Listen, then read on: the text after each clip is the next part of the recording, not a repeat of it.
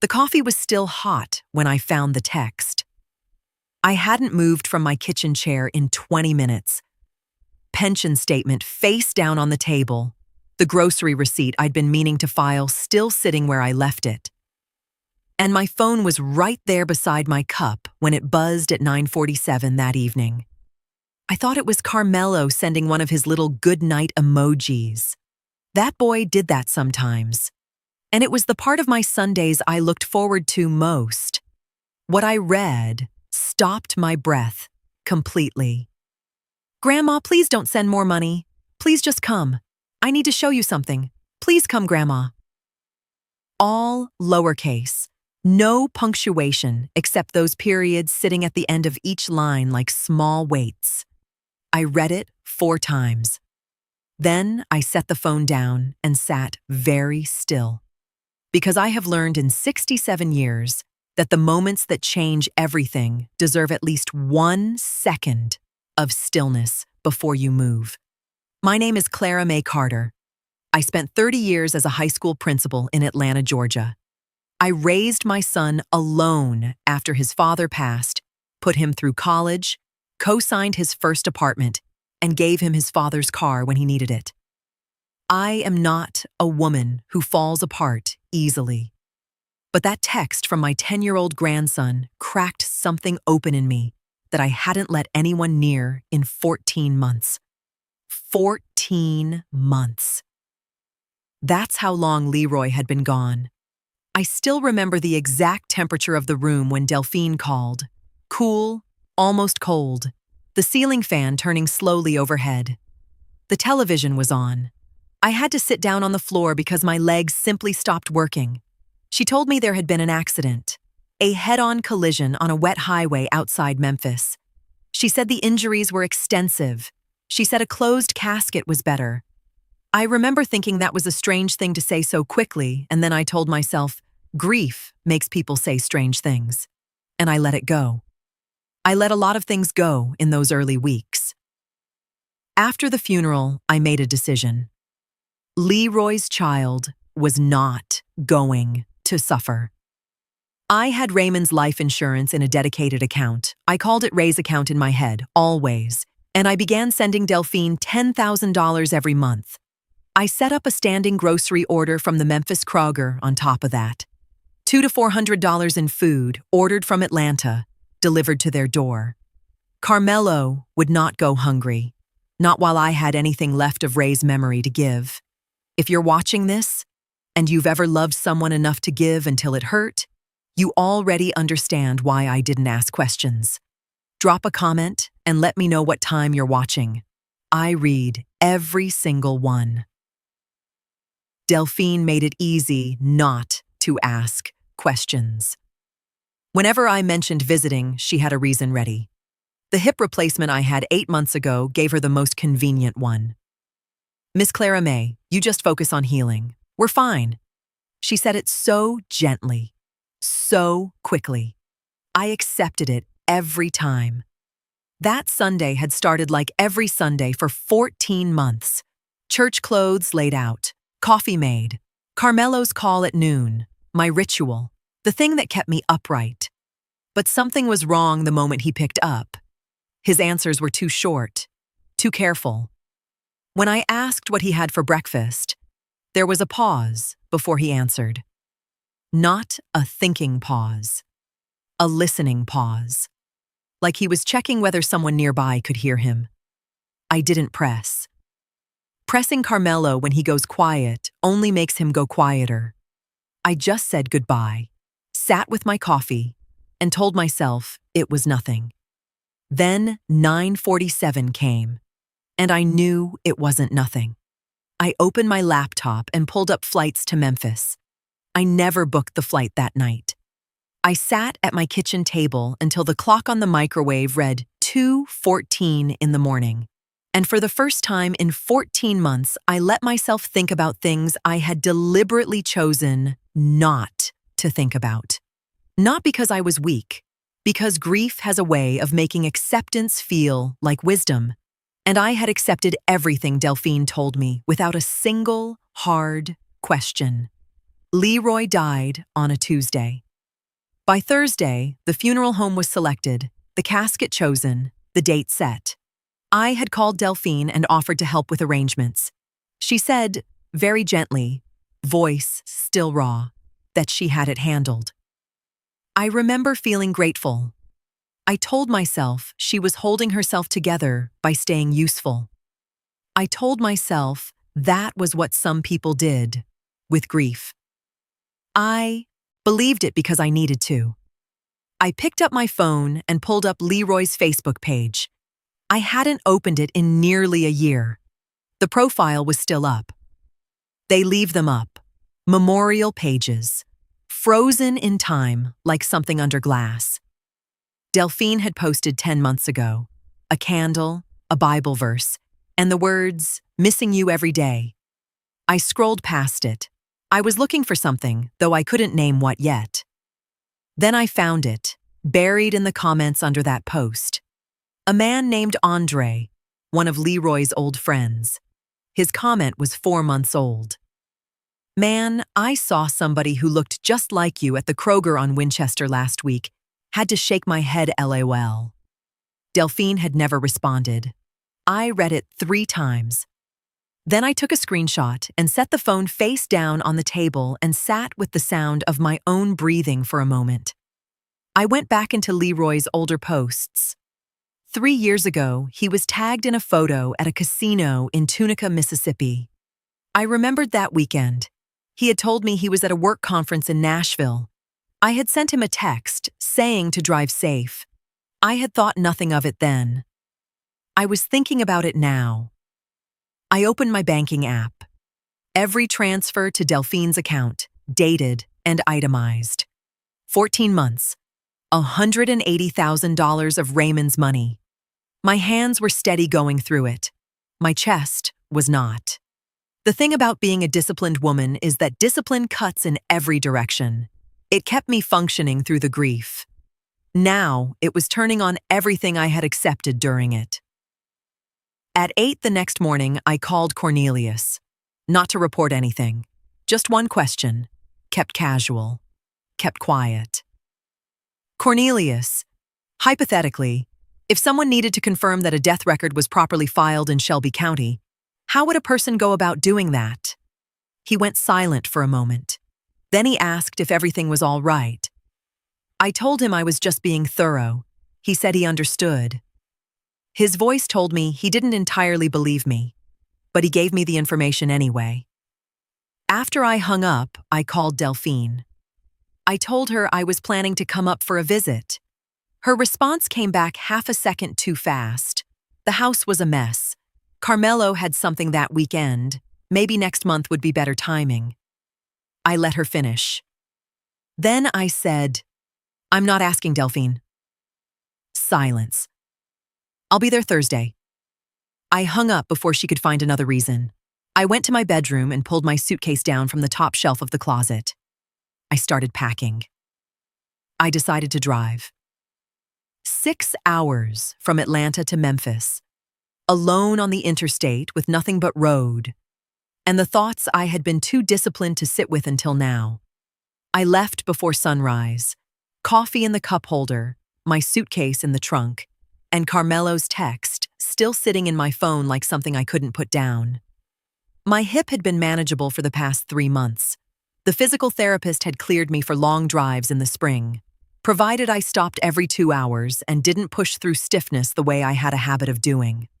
I had every intention of following that instruction. I stopped once, outside Anniston, walked the parking lot of a rest area for 10 minutes in the cold, and got back in the car. That was enough. Some destinations do not allow for more than one stop. The restaurant argument came back to me somewhere around Birmingham.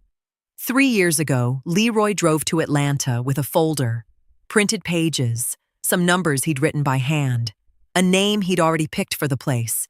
He wanted $60,000 to open a soul food restaurant. I told him I would consider it if he came back with a proper business plan and some professional input. He said I never believed in him.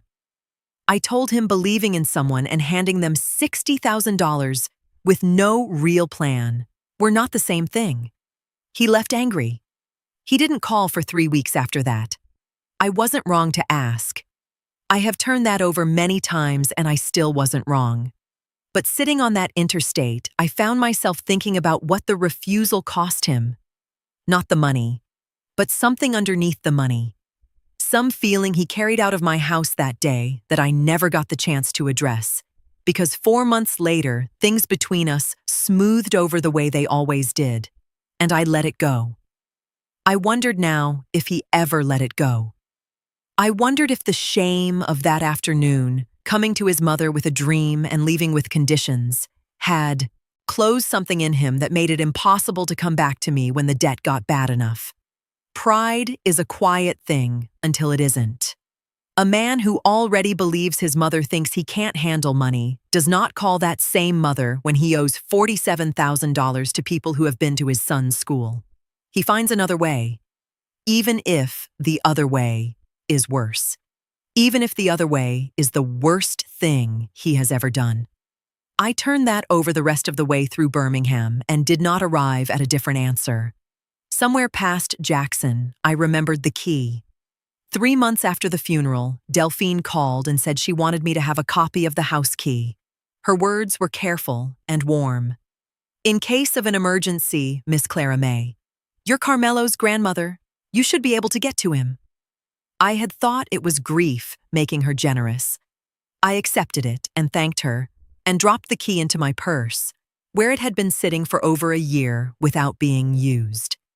Every time I'd considered visiting, a reason appeared. The hip, Carmelo's schedule, the house being painted. Something always appeared. I had accepted every reason because accepting them was easier than examining why a woman who gave me a key kept finding ways to make sure I never used it.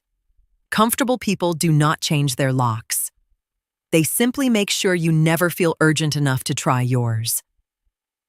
The key was in my purse right now. Then I remembered a call from about 8 months ago. Delphine mentioned in passing that she had kept Leroy's truck, a black Ford F-150. She said she knew it didn't make practical sense, but that Carmelo loved that truck and she couldn't bring herself to sell it. I told her I understood. I meant it at the time. I was still thinking about that truck when I reached Cordova, 30 minutes outside Memphis. I pulled into a gas station and called Carmelo. It rang 4 times and went to voicemail. I called again. Same thing. I filled the tank, walked the length of the parking lot once, hip holding steady, cold air doing what cold air does, got back in the car, and didn't let myself interpret the missed calls. Not yet.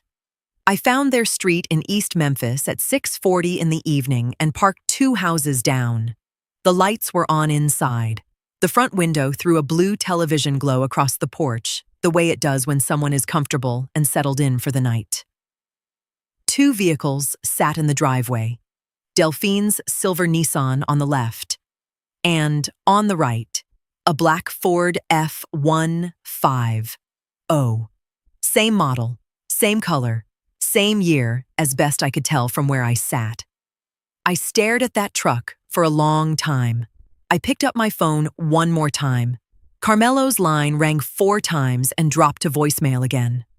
I set the phone on the passenger seat and looked back at that truck. Whatever was waiting behind that door, he wasn't going to warn me about it tonight. That was answer enough. My hands on the steering wheel did not shake. They went completely still, which is what my hands do when something inside me has already decided. I got out of the car. I walked to the front door. I did not knock. I took the key from my purse, slid it into the lock, and opened the door. The smell reached me before anything else. Onions. Something braised and heavy on the stove. The particular warmth of a kitchen that had been cooking for hours. The kind of smell that means comfort, routine, a household running exactly the way it always runs. I stepped inside and pulled the door closed behind me. The television was loud, a football game, the crowd noise filling the room the way it does on a Sunday evening when a man has nowhere to be. I saw him before he saw me. Leroy, my son. Alive on that couch in a white undershirt and sweatpants, a beer on the side table, a plate balanced on his lap, eyes on the screen. He had gained weight since I last saw him, his face fuller, his shoulders broader in a way that comes from comfort, not work. There was gray at his temples that hadn't been there before. I stood in that doorway, and I looked at my son, whom I had buried, whom I had grieved, for whom I had spent every dollar of Raymond's insurance money. And I looked at him the way you look at something your mind cannot immediately process. Then I saw the Father's Day card on the side table next to his beer. Carmelo's handwriting on the envelope. My grandson had written his father a Father's Day card. Leroy had set it beside his beer like it was the most ordinary thing in the world. He turned. Every bit of color left his face in an instant. The fork in his hand stopped moving. He did not stand. He did not speak. He looked at me the way a man looks at something that should not exist. And the looking didn't make it stop existing. His mouth opened. Nothing came out.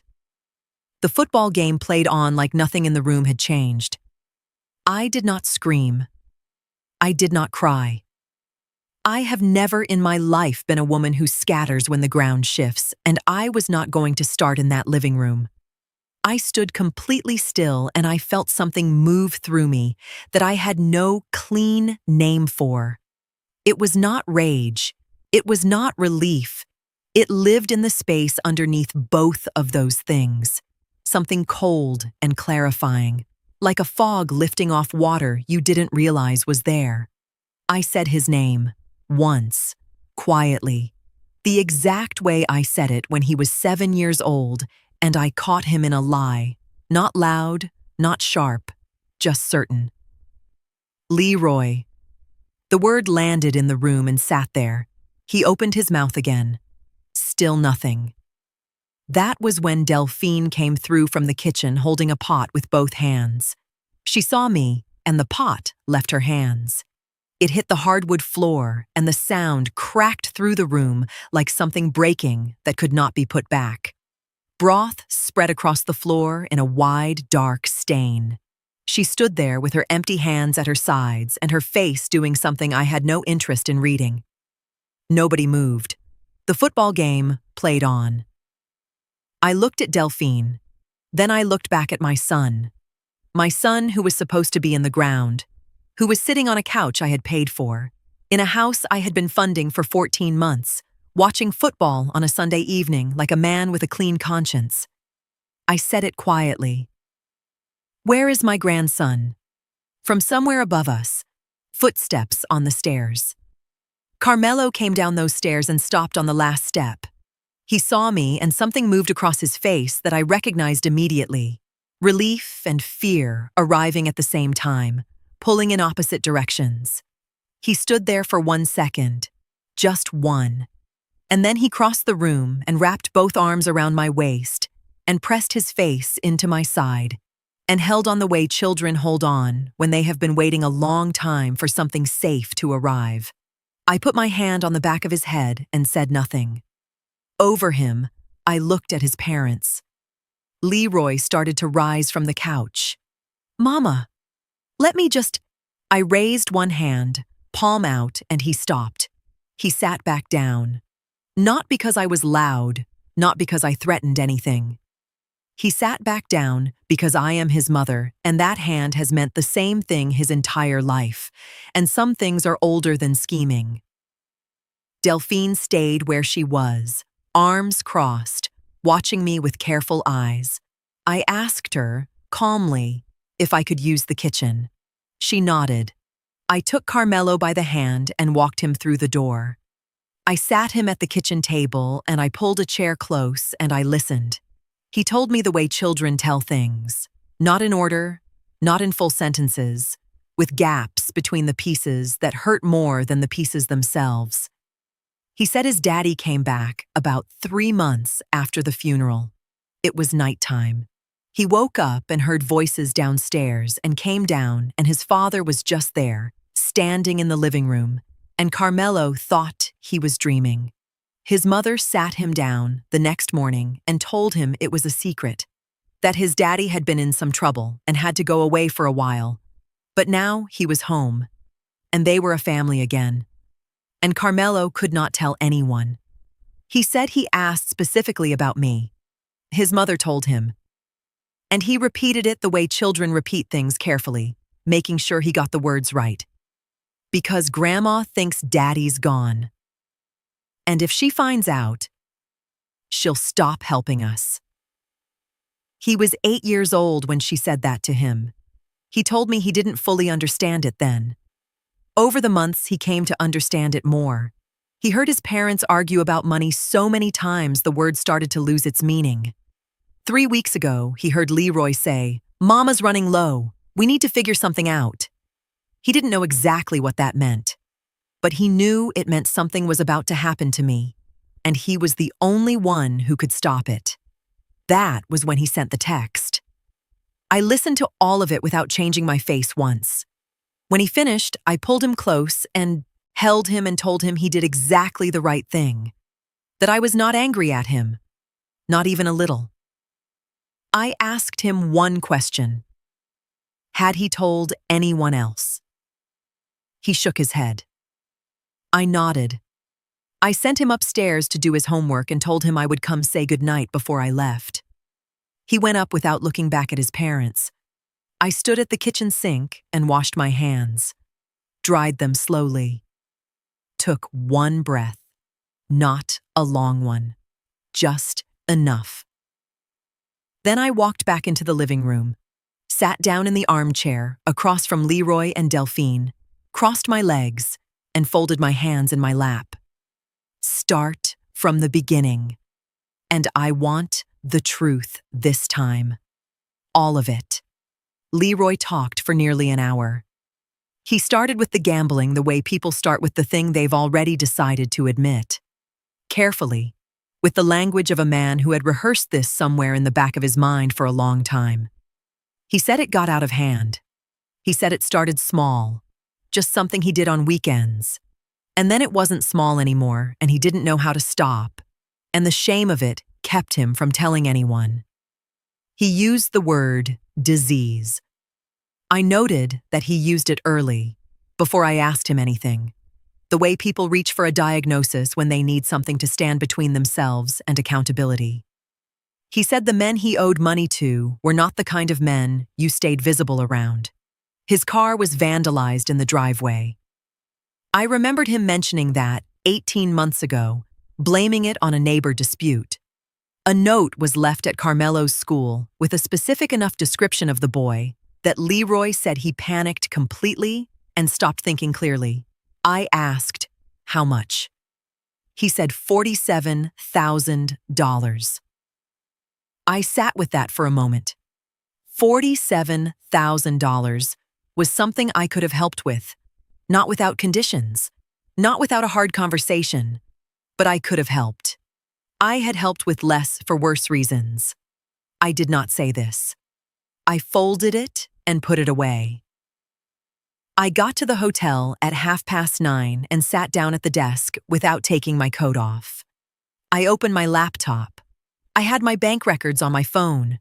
I had 14 months of memory, that I had spent a long time not examining and was now going to examine completely. I built the document the way I built everything in 30 years of school administration, chronologically, specifically, with no room for interpretation. Every transfer to Delphine's account, dated and itemized. Every grocery order placed to their Memphis address, with amounts. Every phone call where Delphine offered a reason I couldn't visit. Every excuse mapped against the date of that month's transfer, because I needed to see whether the excuses and the money moved together. They did. Every single time. When I finished the document, I sat back and opened my banking app. I went to the account I had not looked at directly since the month after Raymond died. I had named it simply in my phone, Raymond's account. but the official account name the bank had on file was the one I set up the day I deposited the insurance check.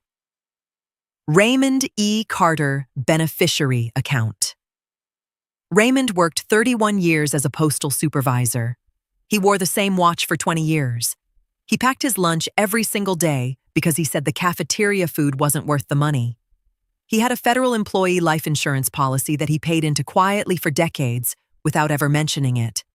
And when he died, I found the paperwork in the second drawer of his desk, filed behind his vehicle registration, neat as everything else he ever did.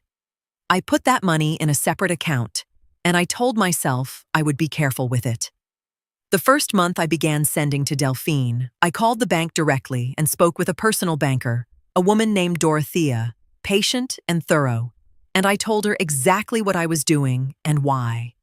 My daughter-in-law, my grandson, standing monthly transfers, authorized by me, indefinitely. I signed the authorization paperwork the same week. I did that because I am a careful woman and I did not want my bank calling to question whether an elderly account holder was being exploited. The irony of that sits with me now in a way I do not have a clean word for. I protected the transfers myself. I made sure no one would flag them. I handed them a reason not to look. The balance showed what careful had cost me. $194,000. Gone in 15 months. $12,000 every month to Delphine's account, and between $300 and $400 on top of that, in groceries ordered from the Memphis Kroger and delivered to their door, and 2 separate one-time transfers I had sent without being asked. One when Carmelo started a new school year, one at Christmas, because I could not be there in person and money was the only thing I knew how to send in my place.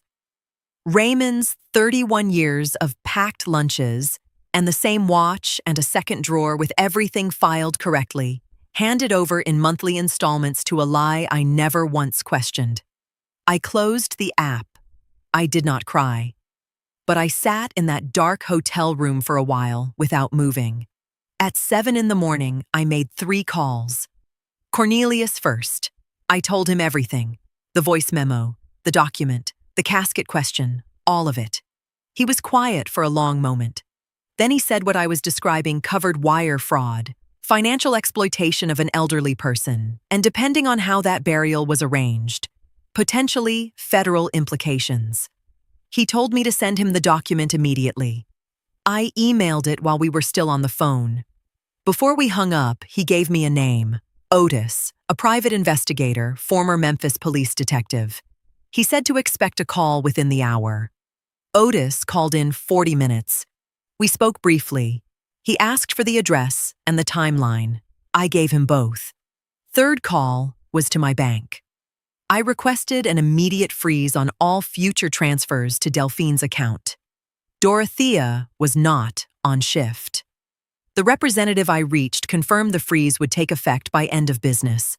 I thanked her and did not explain anything further. The authorization I had signed 14 months ago to protect those transfers would now be the same paperwork used to stop them. That felt right in a way that was hard to name. I checked out of the hotel, drove to the nearest Waffle House, and ate breakfast alone by the window. Scrambled eggs, wheat toast, coffee. For the first time in 15 months, I felt the ground solid underneath me. My phone rang. Leroy. I knew exactly why before I answered. I let it ring through once, then called him back. He asked if there was a problem with the bank. I told him they had flagged some unusual activity and I was working with them to sort it out. Probably a few days. He thanked me and hung up, relieved. I set my phone face down and finished my coffee.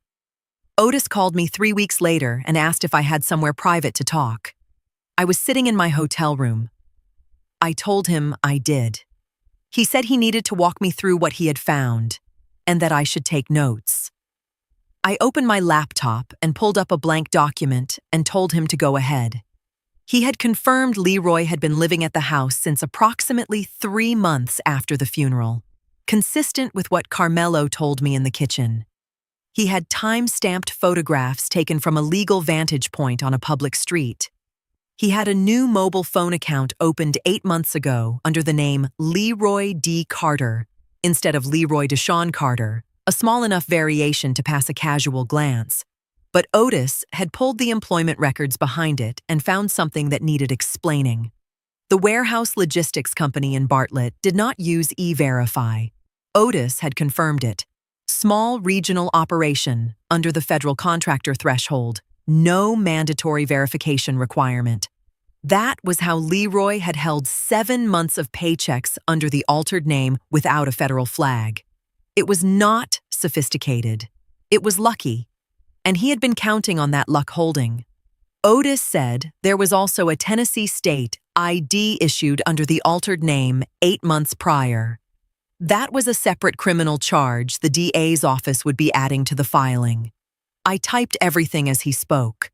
Then he said he had pulled the burial records. The death certificate filed in Shelby County was processed through a funeral home in South Memphis, a small operation with a documented history of complaints from the Tennessee Funeral Directors Association. The body interred under Leroy's name did not match Leroy's physical descriptors on file with the county. The height was off by 3 inches. The weight was off by 40 pounds. The discrepancy was sitting in the public record. Nobody had caught it because nobody had looked. Otis told me that a John Doe matching the burial record's actual physical descriptors had been received by the Shelby County Medicals Examiner approximately 6 weeks before the staged death. A young black man, early 30s, fentanyl overdose, no identification, held for 72 hours, then released to that same funeral home. Otis said the release authorization carried the signature of a physician, a Dr. Alton Presley, whose name appeared on the ME's contractor list as an on-call certifying physician for unclaimed remains.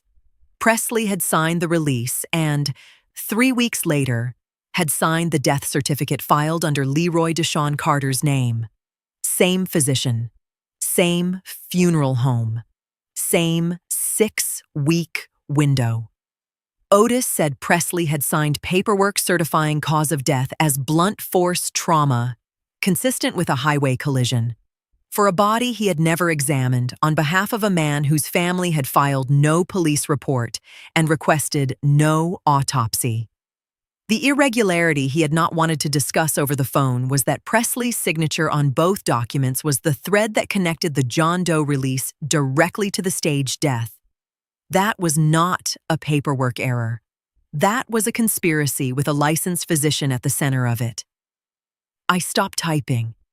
I sat with that for a moment, not the way I had been sitting with things since this started, measured and contained, but fully still in a way that was different. A doctor had signed a death certificate for my son, knowing my son was alive. Someone with a medical license and a state contractor number had looked at the shape of what Delphine was building and decided his signature was available for purchase. I let myself feel the full weight of that for exactly the time it took to breathe in and out once. Then I kept typing. I asked if they knew who the John Doe was. Otis said yes.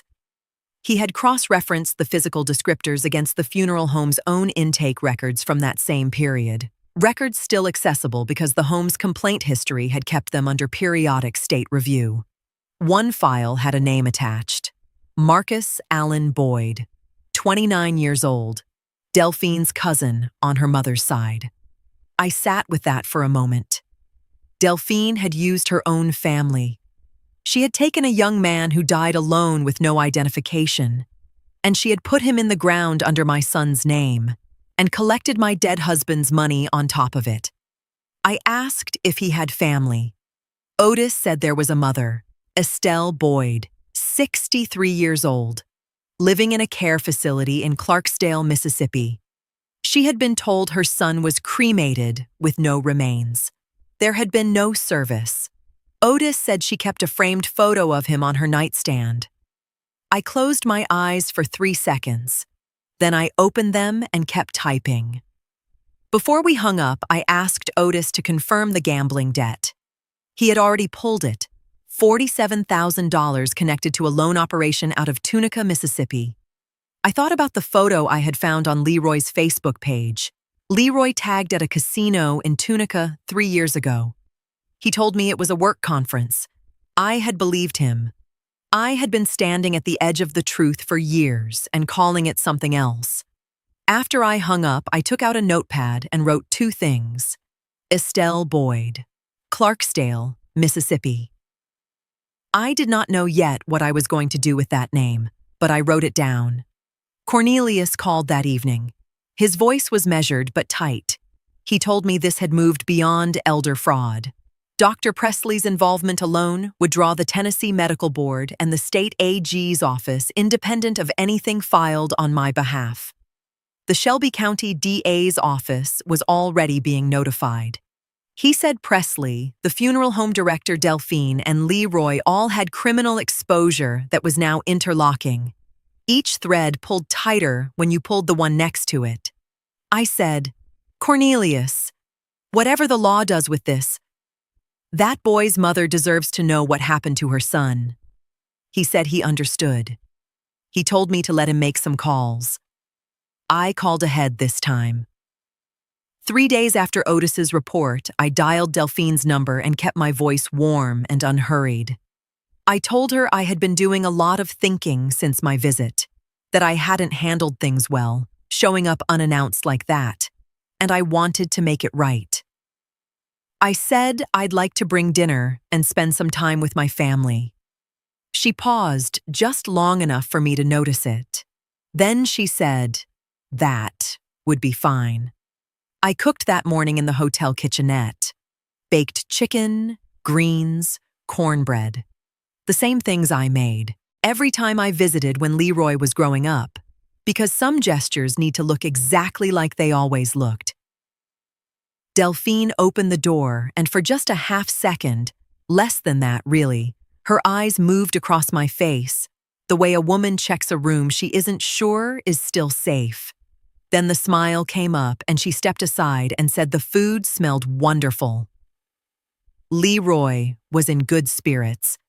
The bank glitch hadn't resolved yet, but he seemed to have decided it would, because men who have been comfortable for 14 months find it difficult to imagine that comfort ending. He talked through most of dinner, a story about something Carmelo did at school, a project at his warehouse job he was proud of. He leaned back in his chair the way a man leans back when he feels at home, and I nodded and asked follow-up questions and let him feel completely believed. Delphine was quieter. She watched me the way she had watched me at the door, not suspicious enough to act on, not comfortable enough to stop. She was reading something in me she couldn't quite name, and I made sure she never got close enough to name it. At one point, she got up and opened the refrigerator. I saw it, full, stocked from top to bottom, the door heavy with condiments, the shelves organized the way refrigerators look when they are regularly and reliably filled. I had been filling it.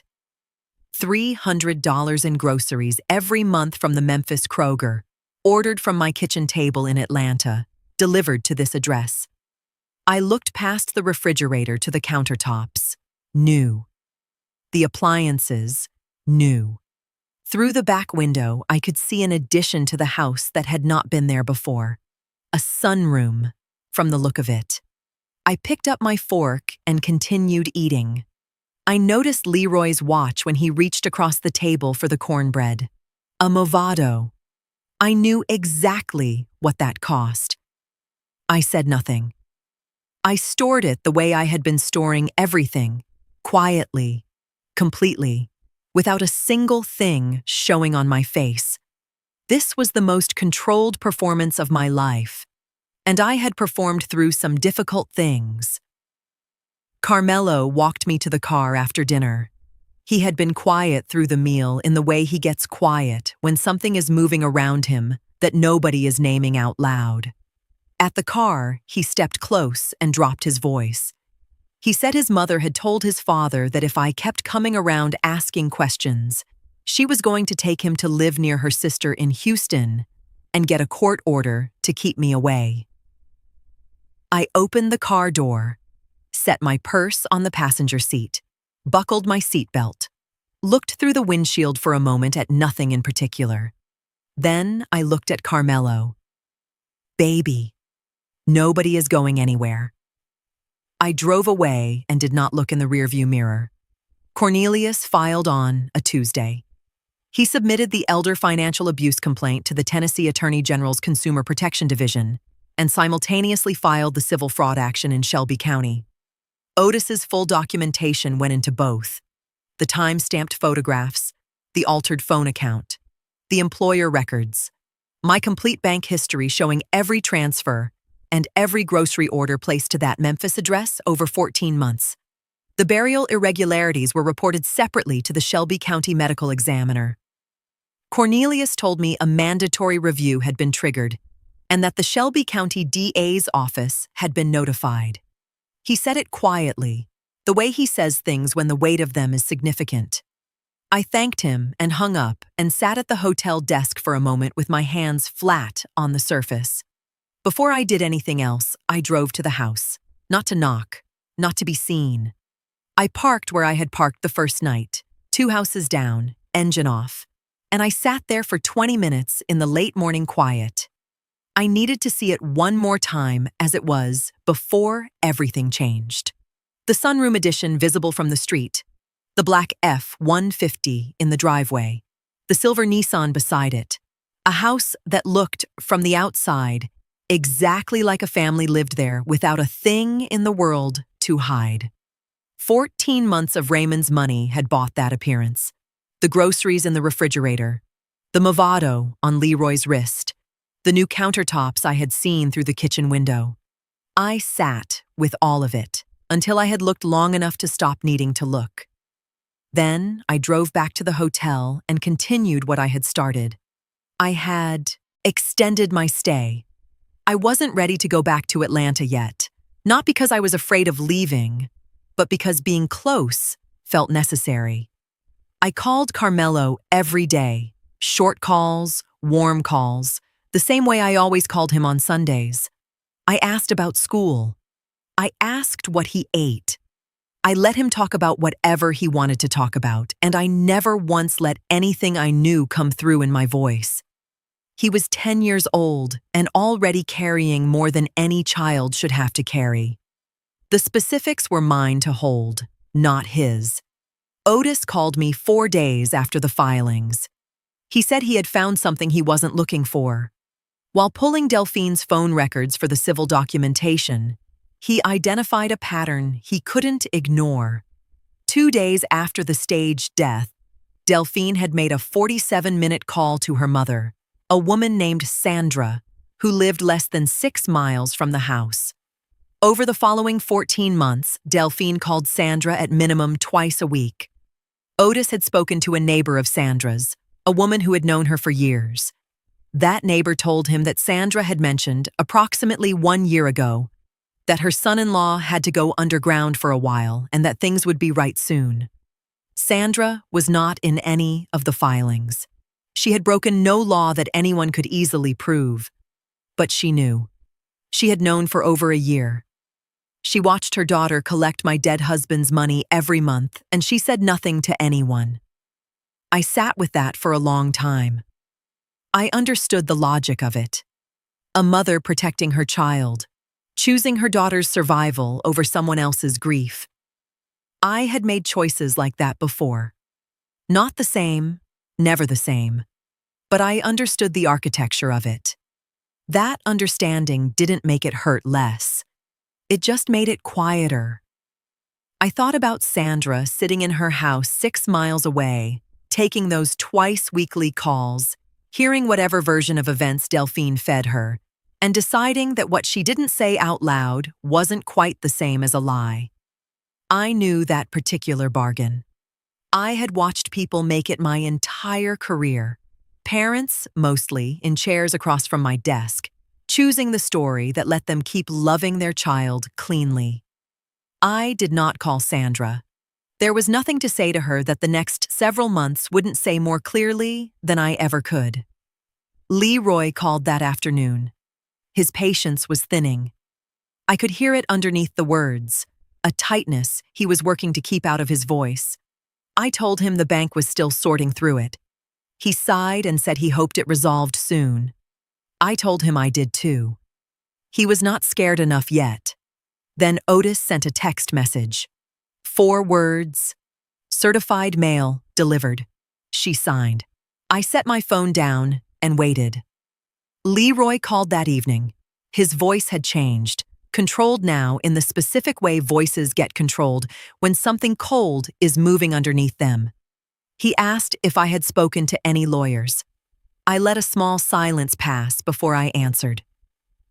Leroy, I'm a 67-year-old woman who goes to church and tends her garden. Why would you ask me something like that? He didn't have an answer. I told him good night and hung up. I almost smiled. Otis sent me a short message on a Thursday morning. 2 things. Delphine had retained her own attorney, a criminal defense lawyer in East Memphis, separate from anyone Leroy had contacted. And she had moved a portion of her personal savings into a new account registered solely in her name. Both actions had occurred within the same 72 hours. I read the message twice. Then I set my phone down and looked out the hotel window at the parking lot below and understood exactly what I was looking at. Delphine was not panicking. Panicking looks chaotic. What she was doing was precise. The kind of precise that comes from a woman who had been thinking about exit routes since before the walls started moving. She was separating herself financially. She was securing legal representation independent of her husband. She was positioning herself to walk away from this with the least possible damage. And the way you do that, when you built something together, is you make sure the other person is holding it when it falls. She was going to give Leroy to the state. I had understood from the beginning that Delphine was the architect. Her silence when Leroy said the plan was hers. The way she stared at the floor and let him say it without a single word of correction. But understanding that she designed it was different from watching her now dismantle her own husband with the same quiet efficiency she used to build it. There was no satisfaction in seeing it. It just showed me the full shape of what she had always been. The household was fracturing in other ways too. Otis mentioned that Leroy had been seen leaving the house twice in 1 week at unusual hours. Late evening, no clear destination. The kind of movement that belongs to a man who can't sit still inside his own walls anymore. The legal mail had arrived, the money had stopped, and now, though he didn't know it yet, his wife was meeting privately with a criminal defense attorney. I was still thinking about all of this when my phone rang that evening. Delphine. I let it ring once before I answered. She said, "Miss Clara May." Her voice was controlled, but the control was working harder than usual. She said she thought we needed to talk. Just the 2 of us. Before things went any further. I heard what she didn't say underneath what she said. She wasn't calling to apologize. She was calling to negotiate. I told her I would be at Wiles' Diner on Summer Avenue the next morning at 10. She said that was fine. I hung up before she could add anything. Then I called Cornelius. I told him Delphine had called and what she'd said. He was quiet for a moment. He told me I could meet her, but I could not make any agreements, not even informal ones, nothing that could be interpreted as a promise. I told him I understood. I had never made an agreement I wasn't prepared to honor, and I wasn't going to start in a diner on Summer Avenue. He was quiet again. Then he said, "Clara May, you know you don't have to carry all of this alone." I said, "I know that, Cornelius." A pause settled between us on the line. Long enough that he heard something in my answer he wasn't entirely sure I meant. He told me to call him after the meeting. I said I would. I hung up and sat in the quiet hotel room and looked at Estelle Boyd's name still written on the notepad beside my laptop. I did not sleep well that night. Delphine was already there when I arrived. Corner booth, back to the wall, both hands wrapped around a coffee cup she had clearly been sitting with for a while. She looked like a woman who had not slept properly in weeks, not disheveled, nothing that obvious, but worn in the way people get worn when they are holding something heavy and pretending they aren't. I sat down across from her and ordered coffee. Then I folded my hands on the table and waited. She talked for nearly 15 minutes without me saying a word. Her version of the story had been carefully prepared. She was a frightened wife, she said, caught between a husband in serious danger and a child she was desperate to protect. The idea had been Leroy's. He came to her with it already formed, she said, and she went along because she was scared and didn't know what else to do. She said she had never felt right about it. She said she wanted to provide a full written statement to the DA's office. She said her only concern now was keeping Carmelo out of the system. I listened to all of it without changing my expression once. She had reversed everything Leroy told me in that living room. He said the plan was hers. Now she was saying it was his. One of them was lying about the architecture of what they built. And I already knew which one. Because a man who is handed a plan does not know that the funeral home was already selected before he agreed to anything. Leroy had told me that without realizing what he was telling me. Delphine had priced out those arrangements before she ever sat down with her husband. That kind of detail does not belong to a man who was handed someone else's idea. It belongs to the woman who designed it. But I let her finish because I wanted to hear how far she would take it. When she stopped, I asked her one question. Where was Carmelo in all of this, Delphine? Where was my grandson while you were building this? She started to say she had always protected him from the details. I held up one hand. A 10-year-old boy carried your secret for almost a year. He sent me a text from his bedroom while you were downstairs watching television. That child protected me because nobody else was going to. The silence that followed was long enough to be its own kind of answer. And then something slipped out of her. I have seen it before. In 30 years of sitting across from people in difficult conversations, I have seen the moment when exhaustion and pressure push the truth out, sideways. When a person says the thing they meant to keep inside because they simply have nothing left to hold it with. She said, Miss Clara May, I need you to know, I was never going to let this go on forever. I had a plan to take Carmelo to Houston by last spring. Leroy was supposed to be the one left with it. She stopped. She heard herself. I looked at her steadily and said nothing. I let the silence sit between us long enough that she had nowhere to put her eyes. She looked down at her coffee cup. She looked at the table. She did not look at me. Good. A woman who had just handed me the final piece of everything I needed to hand to Cornelius did not deserve the relief of my face moving. So she was never staying. The scheme was never about survival. It was an exit strategy. She was always going to take Carmelo, take the savings she had been quietly building, and leave Leroy holding every piece of the fraud. The money, the lie, the staged death, 15 months of my grief. It was her way out of a marriage she had already decided to leave, funded entirely by Raymond's insurance, and my love for a son I thought I had buried. I picked up my coffee cup. My hand was steady. But something moved across my face in that moment that I could not stop in time. Not anger. Grief, not for myself, for Leroy, for the fact that my son, whatever he had become, whatever choices he made, had entered that living room scared and desperate, and handed himself to a woman who had already decided how she was going to use him and when she was going to walk away. I had grieved him as a dead man for 15 months. Sitting in that diner, I grieved him differently. As a man who had been just as deceived as I was, only he did not know it yet. I locked it away in 3 seconds. I set the cup down. I picked up my purse. I stood. And then I looked at her directly, not with anger, not with the satisfaction she might have expected, but with the particular steadiness of a woman who no longer needed anything from this conversation. "Delphine," I said, "I want you to know that I heard every word you just said. Every single word." I let that land. I watched it land. I hope Leroy hears them too. Eventually. I walked out into the morning air and did not look back once.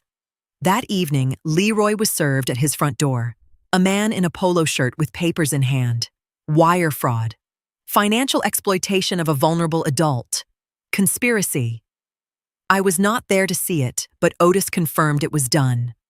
Leroy called Delphine 4 times. 4 rings each time. Voicemail. He called again. Voicemail. He sat down on the front steps of the house I had paid for with Raymond's money and tried to reach the woman who had already decided not to answer. She was parked 2 blocks away when his calls came through. I was still in Memphis when Cornelius called to tell me a local news outlet had run a brief item. Memphis man, charged with faking death to defraud elderly mother of nearly $200,000. No names. Just enough detail that anyone who knew the shape of my life for the past 14 months could hold it up to the light and see through it. I drove back to Atlanta the next morning. I went to Bible study on Thursday because I have lived in that church community for 20 years, and I was not going to begin hiding in my own house over something that was done to me. I walked through the door at 6:55 and had my coat halfway off when Sister Hattie appeared at the coat rack. She is 71 years old and has known me since before Leroy finished high school. She looked at me the way she looks at things she has already decided to meet directly. She asked, "Clara May, was it Leroy?" I said yes. We stood there together in that small coat room for a moment. Then she asked about the funeral. I told her there was someone in that casket. It just wasn't my son. She was quiet for a moment, not the quiet of someone who doesn't know what to say, but the quiet of someone absorbing something that takes a moment to absorb. Then she reached over and took my coat from my hands and hung it up for me. That was all that needed to be said between us. Not everyone in that building was Sister Hattie. Over the following week, I had 3 conversations I had not asked for. Women who meant well. I believe they meant well, but whose questions carried the particular weight of their own discomfort more than mine. One asked how I had not noticed something was wrong sooner. Another said she had always thought Delphine seemed like a woman with an angle. A third told me she was praying for me in a tone that suggested she was also relieved it hadn't happened to her. I answered each of them with the truth because I had decided before I came back to Atlanta that I would not be ashamed of what was done to me. That decision cost me something real every single time I honored it. The humiliation was not abstract. I could see it on their faces, the recalibration happening behind their eyes, the quiet shock of watching a woman they considered unshakable be revealed as someone who had been deceived for 14 months by her own child. I let them see it. I held my head up and I let them see it. In Memphis, Leroy's employer placed him on administrative leave pending the investigation. Otis mentioned that a neighbor had begun timing her driveway appearances to avoid crossing paths with Delphine. Consequence accumulates the way it always does, not in one large wave, but in small daily losses that add up to a life contracting. Then my phone rang from a number I didn't recognize. Carmelo. Calling from a friend's phone because his parents had taken his. He was whispering. He asked if he was going to have to go into the system. He said he'd heard his parents talking. His voice was steady in the specific way a child's voice gets steady when they are working very hard not to cry. I said, "Carmelo, you are coming to me. I am already working on it. You are coming to Grandma's house." He was quiet for a moment. Then he said, "Okay, Grandma." I told him I loved him He hung up. I called Cornelius before I had even lowered the phone from my ear. He called back within the hour. He had already spoken to a Tennessee family law attorney who believed an emergency petition for temporary guardianship, filed in Shelby County Family Court, had a strong likelihood of success, given the pending criminal charges against both parents. Cornelius asked, "Clara May, is this what you want to pursue?" I said, "Cornelius, it was always what I wanted." 5 months is a long time to watch something collapse in slow motion. Delphine cooperated fully with the DA's office. She was charged with conspiracy to commit wire fraud and financial exploitation of a vulnerable adult. Her plea arrangement gave her 3 years probation, mandatory restitution payments structured over 7 years, and she lost primary custody of Carmelo. She did not serve prison time. Cornelius explained it to me plainly the evening the arrangement was finalized. Her cooperation had been total and early. She had given the DA's office her full written account before they asked for it twice, and she had done something that mattered more than a written statement. She had turned over 11 months of recorded phone calls between herself and the funeral home director. Every negotiation, every arrangement made around that burial, every conversation where the two of them discussed how to process a John Doe under a different man's name and make the paperwork hold. The DA told Cornelius that without those recordings, the burial charges against the director could have taken years to prove and might never have reached a jury at all. That was what the probation bought. Not her remorse, not her tears, but 11 months of audio that she had been keeping in a cloud account since the month after the funeral. I sat with that for a long time. A woman who records her own co-conspirator from the beginning is not a frightened wife who went along with something. She is a woman who always planned to have a way out. I understood the arithmetic of the plea even when it sat uncomfortably. Justice does not land identically on everyone inside a scheme. It lands according to what each person was willing to give the state, and Delphine had been preparing to give them everything long before anyone came knocking. The guardianship hearing for Carmelo was held 6 weeks after the charges were filed. Delphine's attorney entered a formal objection. I had expected nothing less.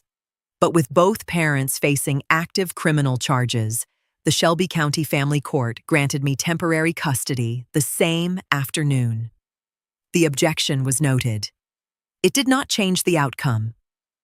Carmelo was in my car by evening. The funeral home director was charged separately: misappropriation of human remains, falsification of a death certificate, conspiracy to commit fraud. The DA's office added that charge once Delphine's recordings made clear the arrangement between them had been deliberate and paid. His license was revoked. The Shelby County DA handled that case on its own timeline, and I stayed out of it entirely. Estelle Boyd was formally notified by the DA's office of what had happened to her son. Cornelius helped me arrange a proper burial service in Clarksdale, a real service with flowers and a program and people who had known Marcus Allen Boyd when he was alive. I paid for it quietly and entirely from my own funds, not Raymond's account. I did not attend. I wrote Estelle a letter instead, 4 times, until I had a version that said what needed to be said without asking anything of her in return. I sent flowers, yellow chrysanthemums, because I had read somewhere they were used for remembrance. She called me 2 weeks later. I was sitting on the edge of the hotel bed when my phone rang. We spoke for 37 minutes. I will not say what was said between us. Some conversations belong only to the people who had them.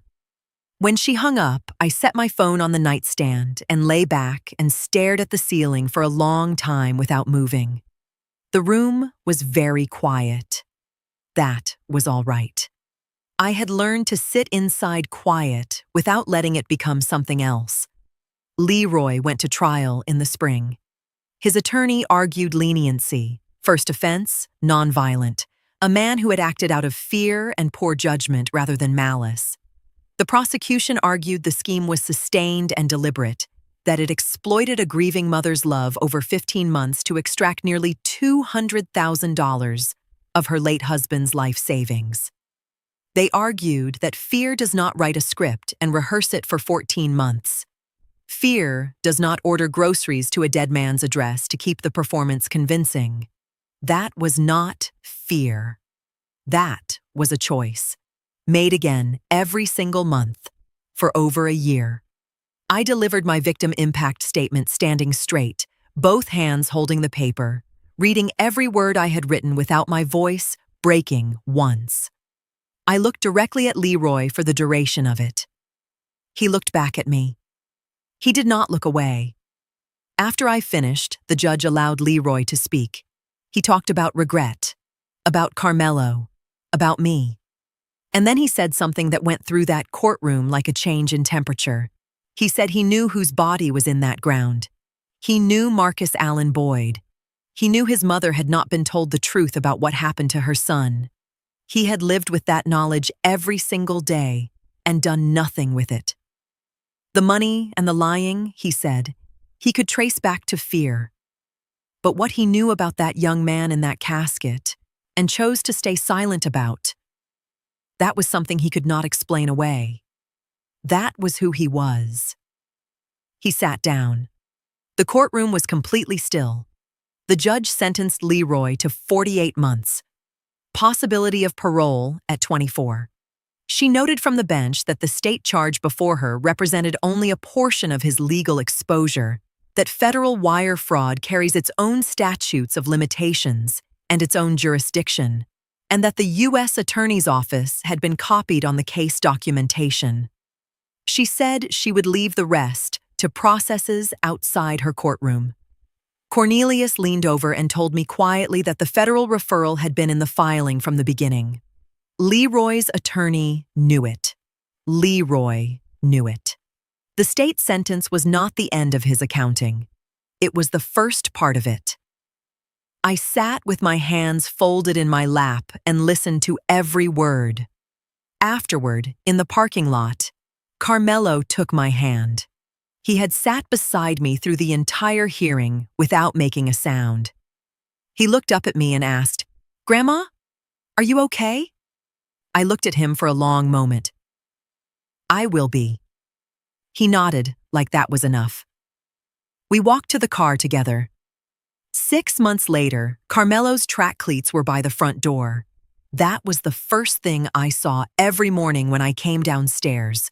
Those cleats, dropped exactly where he stepped out of them, laces still tied. I had asked him twice to put them in his room. He forgot both times. I stopped asking. There are worse things than a child's shoes by your front door when you spent 15 months in a house that held nothing but silence and a lie you hadn't discovered yet. His science project was on the kitchen table. His school was 3 miles away. Leroy's old room had been repainted, a clean, neutral color, nothing that held memory. The house was not loud, but it was inhabited again. And the difference between a house that is inhabited and one that is not something you can explain to someone who hasn't felt both. I had my routine back. Sunday church, Wednesday Bible study. Sister Hattie came for coffee on Saturday mornings, and we sat in the kitchen and talked about everything and nothing, the way women do when they have known each other long enough to not need a subject. The garden I had neglected through the Memphis months had come back.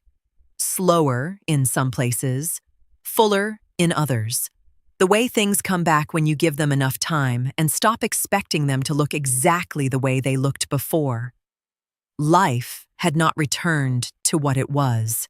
It couldn't, but it had resumed. And I had learned that resuming was its own kind of grace. The first restitution payment arrived on a Tuesday morning in October. A bank notification on my phone, Delphine's structured payment, exactly as the court had ordered, deposited into an account I had opened the week after sentencing. I had named it deliberately this time. Not Raymond's account. Not a beneficiary account.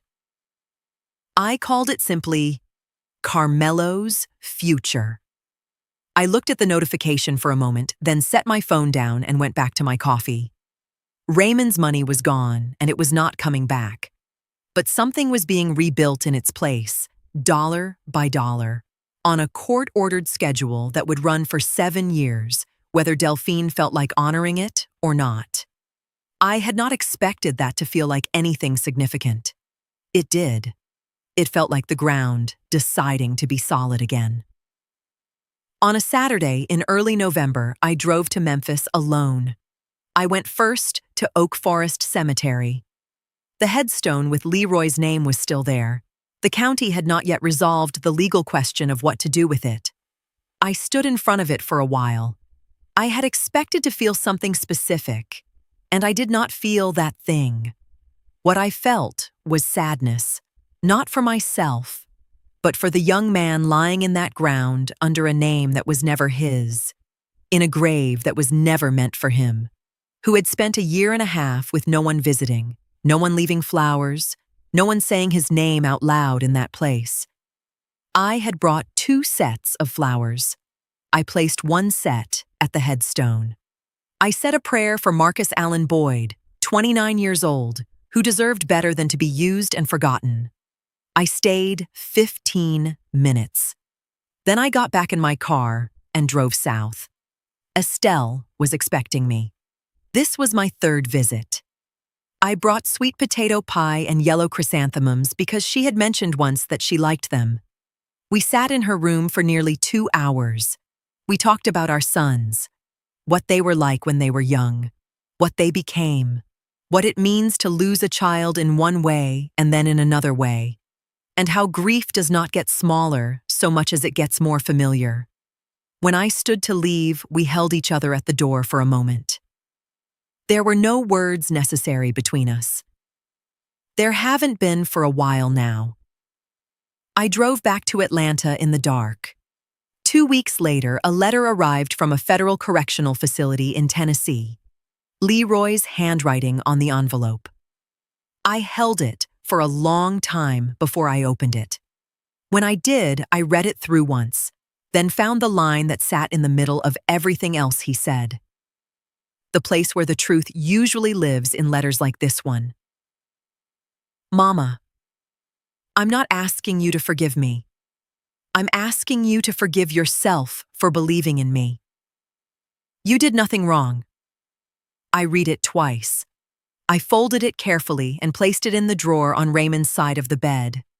Then I went to the bottom of the stairs and called Carmelo for dinner.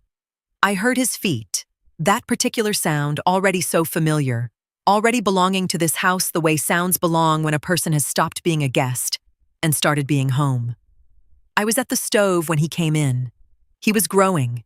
He would be 11 in March, and I was already thinking about what to get him. We sat at the table together.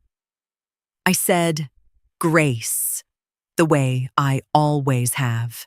Short, specific, grateful for exactly what was in front of me. We ate.